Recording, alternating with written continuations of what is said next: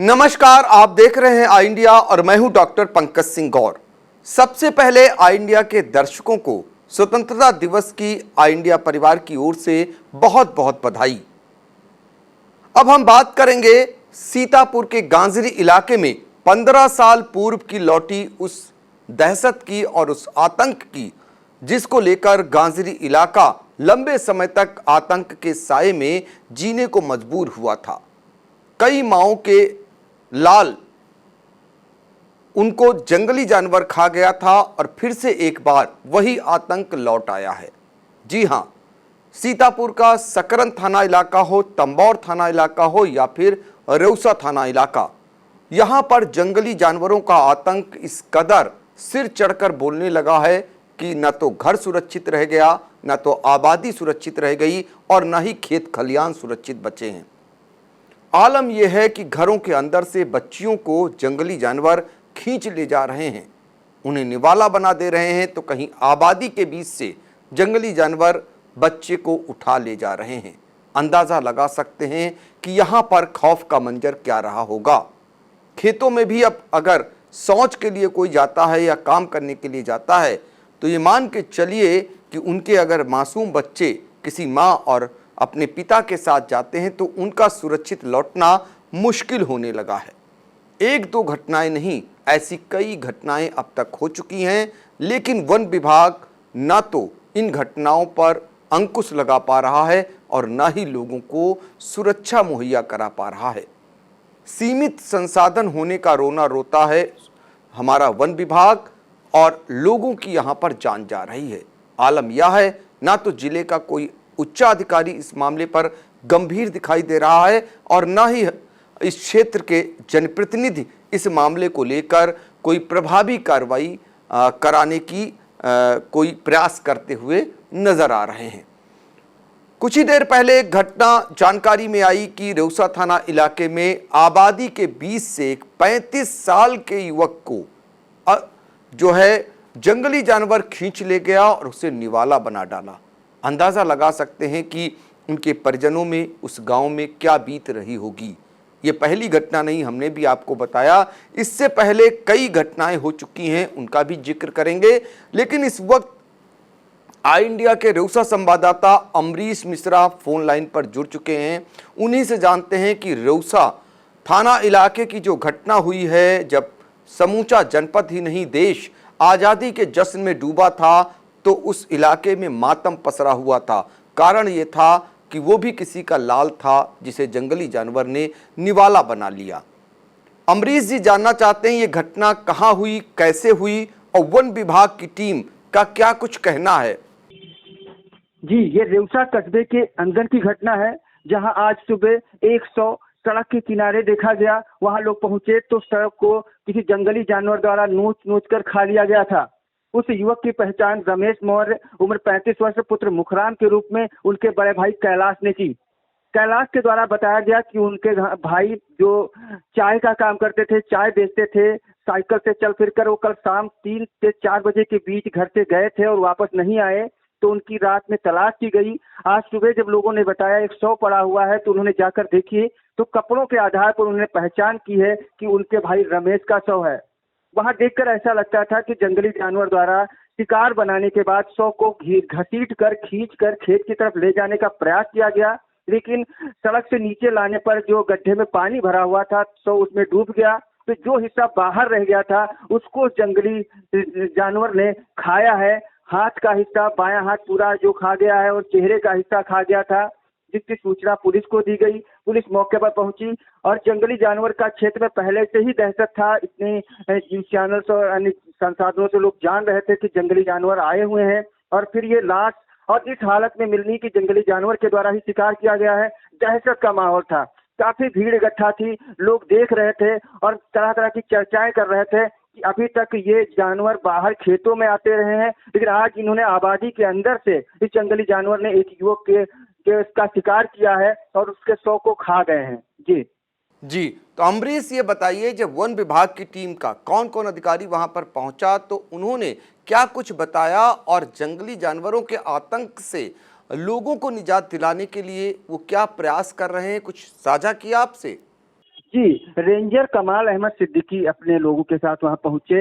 वहां उन्होंने पद चिन्हों की जांच की, इधर उधर निरीक्षण किया। ज्यादातर पद चिन्ह तो भीड़ की वजह से मिट गए थे, लेकिन कुछ आगे जाकर नम मिट्टी में कुछ चिन्ह बने हुए थे। उन्होंने उसको देखा। इसके बाद उन्होंने कहा कि लकड़बग्घा है और 2 की संख्या में है। उन्होंने ऐसा बताया कि 2 की संख्या में है। उन्होंने पुष्टि की कि इस युवक को जंगली जानवर ने ही शिकार बनाया है। उन्होंने यह भी कहा कि हम लोग तलाश कर रहे हैं, लेकिन सीमित संसाधनों की वजह से हम प्रयास हमारे अभी पूरे नहीं हो सकते। उन्होंने बताया कि हमारे पास 4 की संख्या में लोग हैं, हम उसे कैसे ट्रेस करेंगे। उनसे पूछा गया कि जो अलग अलग स्थानों पे घटनाएं हुई हैं, क्या एक ही जानवर के द्वारा की गई हैं, तो उन्होंने उसके बारे में भी सही से नहीं बताया। उन्होंने कहा कि अभी इसके बारे में भी सही अंदाजा नहीं है, लेकिन एक जंगली जानवर 14 किलोमीटर की परिधि में शिकार करता है। उनका जैसा भी कहना था, लेकिन कुछ भी लोग समझ नहीं पा रहे थे। वहाँ काफी भीड़ थी, लोग भी पूछ रहे थे कि कैमरे देखिए, पद चिन्ह देखिए, लेकिन उन्होंने कहा कि हम जितना जान सकते हैं, हमारे पास संसाधन कम है। वहाँ की भीड़ भी उनसे संतुष्ट नहीं दिखी। लोगों ने आरोप लगाया कि वन विभाग के द्वारा गंभीरता नहीं की जा रही है, गंभीरता से उस समस्या को नहीं देख रहे हैं, और अब तो यह जंगली जानवर आबादी के अंदर भी आने लगा है। बिल्कुल। तो बिस्वा के वन क्षेत्राधिकारी कमाल अहमद सिद्दीकी जिन्होंने आई इंडिया को क्या कुछ बताया, पहले आइए सुन लेते हैं। आपको मिला और इसके लिए आप आगे क्या तैयारियां कर रहे हो, घटनाएं ना होने पाए? अभी तक जो हमने यहाँ सर्वे किया है, पगमार्क्स दिखे हैं, लकड़बग्घे के पगमार्क्स मिले हैं, और उसके साथ साथ एक बच्चा भी है जो पगमार्क्स देखे गए हैं। और ये घटना किसी जंगली जानवर द्वारा ही की गई है, इससे इनकार नहीं किया सकता है। अभी तो पोस्टमार्टम रिपोर्ट में ही क्लियर होगा कि ये किस जानवर द्वारा किया गया है। सर, आपकी टीम के द्वारा क्या किया जा रहा है? अभी 2 घटनाएं हो चुकी है, एक तंबौर, एक यहाँ पे इंसानों को निशाना बनाया। हमारे पास सीमित संसाधन है, सीमित स्टाफ है, और बराबर पूरी रात कॉम्बिंग की जाती है। जहाँ फोन आता है स्टाफ वहाँ पहुँचता है, लेकिन अभी तक जो है कहीं भी हमको तेंदुए की जो है आमद नहीं दिखाई दी है। सर, क्या लोकेशन कैसे ट्रेस करेंगे आप? जैसे यहाँ पे तो क्या कई हैं या एक ही है? अभी जब तक पगमार्क्स नहीं दिखेंगे हमको, उस पगमार्क्स से हम लोग क्लियर करते हैं कि कितने हैं और किस उसके हैं ये। सर, जैसे सकरन पाया गया, तंबौर पाया गया, तो क्या ये दोनों एक थे? रेउसा जो है, क्या ये अलग अलग है? कुछ नहीं, अनुमान क्या है आपका? इतनी दूरी तो ये हो सकते हैं, तंबौर का अलग हो, यहाँ का अलग हो, क्योंकि ये भी एक इनकी एक टेरिटरी होती है। कम से कम 14 किलोमीटर तक के ये अकेले अपने क्षेत्र राज करते हैं ये सब जो है। तो क्या सर, आपका अनुमान है यहीं कहीं छुपा होगा या चला गया होगा? नहीं, ये जानवर तो रुकता नहीं है कहीं पे, अगर है तो चलता ही रहता है ये जो है। Sir, thank you.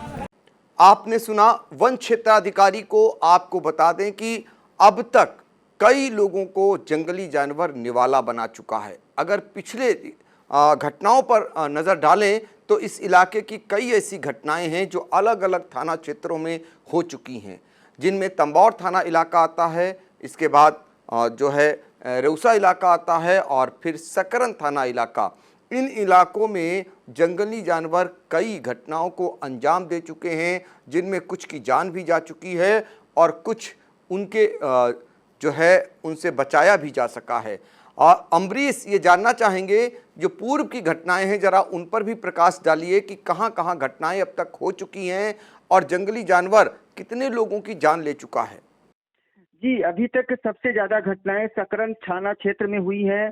वहाँ जंगली जानवर के द्वारा एक बच्चे को शिकार बनाया गया था। हरखी बेहड़ और ये सकरन का बेलवा बसैया में एक पूजा पुत्री परशुराम, ये 5 साल की बच्ची अपने माँ के साथ समझ के ले गई थी। वहाँ जंगली जानवर ने इसका शिकार बनाया था। सुमरावा गांव में सोते समय बच्चे को अपने साथ जंगली जानवर उठा ले गया था। इसके साथ ही सकरन क्षेत्र में सबसे ज्यादा मवेशियों को भी निशाना बनाया है, जिसमें दुगाना, बस्तीपुरवा और लल्लनपुर कुटी में लगभग एक हफ्ते में 10 से 12 बकरियों को जंगली जानवर शिकार बना चुका है। सबसे बड़ी घटना तंबौर थाना क्षेत्र में हुई है, जहां पर छतांगुर में एक चौकीदार जो प्लाईवुड पे काम करता था, दिनेश 40 वर्ष, उसका 100 सुबह जानवर के द्वारा खाया हुआ मिला था। उसको जंगली जानवर ने निशाना बनाया था। आज फिर से रेउसा में ये एक जंगली जानवर के द्वारा शिकार हुआ है युवक। ये कौन सा गांव है जहां पर घटना हुई है रेउसा थाना इलाके की? ये रेउसा कस्बा ही है सर, ये कस्बा रेउसा के अंदर की बात है। युवक अपने घर जा रहा था। घर से 500 मीटर की दूरी पर एक पशु बाजार पड़ती है, जो पशुओं की बाजार लगती है, उसके बीच से होकर निकल रहा था। उसी पशु बाजार के में उसने उस पर अटैक किया है और वहां पे उसको लेकर वो घसीट कर ले जाना चाह रहा था। जो पानी के गड्ढे में शव गिर गया, जिस वजह से वो जंगली जानवर शव को नहीं ले जा पाया और वहीं पर बैठकर उसने उसको खाया है। ये रेउसा कस्बे के अंदर की बात, आबादी की है। जी बिल्कुल, आप अंदाजा लगा सकते हैं कि आबादी के बीच में जंगली जानवरों का आतंक पहुंच चुका है और रेउसा कस्बे से एक युवक को खींचकर जंगली जानवर ले जाता है। चूंकि आगे पानी होता है, इस वजह से जितना हिस्सा उसे आसानी से मिलता है उतना उसको निवाला बना लेता है और फिर वो जंगली जानवर वहां से रफू चक्कर हो जाता है। आपको बता दें कि 15 साल पहले थानगांव थाना इलाके में भेड़िए का इस कदर आतंक था कि कई माएँ अपने बच्चों को रस्सी से बांध कर रखती थी, फिर भी भेड़िया उन पर हमला कर देता था और कई बच्चों को निवाला बना लिया था। ऐसे बच्चों की संख्या दर्जनों में थी। आलम यह हुआ कि इसकी गूंज सरकार तक पहुंची। उस समय बसपा सरकार हुआ करती थी और बसपा सरकार के बाद जब सपा सरकार आई तो इसको लेकर एक कमेटी गठित हुई, एक टीम गठित हुई। फिर ग्रामीणों और वन विभाग ने मिलकर भेड़िए को मार गिराया। ऐसे कई आदमखोर भेड़िए थे, उनकी संख्या काफ़ी थी, जिनको जब मार कर गिरा दिया उसके बाद ही आतंक ये खत्म हो सका था। फिर से एक बार अब तक कई ऐसी घटनाएं हो चुकी हैं जिनमें 3 से 4 लोगों को निवाला बना चुका है भेड़िया। 1-2 लोगों को लोगों ने छुड़ा भी लिया भेड़िए के मुंह से। तो कुल मिलाकर घटनाओं की शुरुआत उस गांजरी इलाके में हो चुकी है जहां कभी 15 साल पहले बसपा शासन में भेड़िए का आतंक हुआ करता था और वहां फिर से एक बार भेड़िए जैसा आतंक ही लौट आया है। अब सवाल ये उठ रहे हैं कि इस आतंक से आखिर निजात कौन दिलाए और जिन लोगों की जान गई है क्या उनको इंसाफ मिलेगा, उनको न्याय मिलेगा? क्योंकि ये सभी गरीब जन हैं जिनके अपनी औलादों को भेड़ियों ने निवाला बना लिया, जिन पर परिवार आश्रित होते हैं या आगे चलकर परिवार के लिए सहारा बनते वो, उनको भेड़िए ने खा लिया। तो ऐसे में वन विभाग की जो जिम्मेदारी बनती है, वन विभाग जो जिले में वन विभाग की टीम है वो क्या कर रही है? अगर वन क्षेत्राधिकारी से इस स्थिति से निपटने की स्थिति नहीं बन पा रही है तो जिले की टीम क्या कर रही है? और जिले की टीम अगर नहीं ध्यान दे रही तो जिले के आला अधिकारी आखिर कब ध्यान देंगे? क्योंकि सीतापुर का ये रिकॉर्ड रहा है, कभी भेड़िए का आतंक तो कभी आवारा कुत्तों का आतंक, और उसकी गूंज जब सरकार तक पहुंची तो बड़ी देर हो चुकी थी, कईयों की जान जा चुकी होती है और फिर सरकार को मुआवजा देना पड़ता है या तमाम तरीके के आक्रोश को भी झेलना पड़ता है। अब देखना होगा कि गांजरी इलाके में जो आतंक लौट आया है क्या इससे समय रहते वन विभाग की टीम निजात दिला पाएगी या नहीं। चूँकि सीतापुर में कहीं बाघ का आतंक है तो कहीं तेंदुए का आतंक है और इस बीच भेड़िए का आतंक या लकड़बग्घे का आतंक गांजरी इलाके में फिर से एक बार दस्तक दे चुका है। अब कब तक इससे निजात मिलती है ये बड़ा सवाल बना हुआ है। अमरीश जी, आपका बहुत बहुत धन्यवाद। बीएस एजुकेशनल महाविद्यालय लखनऊ विश्वविद्यालय से संबद्ध छात्र छात्राओं के लिए उत्कृष्ट शिक्षण संस्थान बीए, एमए, बीकॉम, एमबीए व अन्य कोर्सेज के लिए आज ही संपर्क करें। खैराबाद, बिस्वा रोड, पकरिया, सीतापुर। सत्र 2023-24 के लिए प्रवेश प्रारंभ।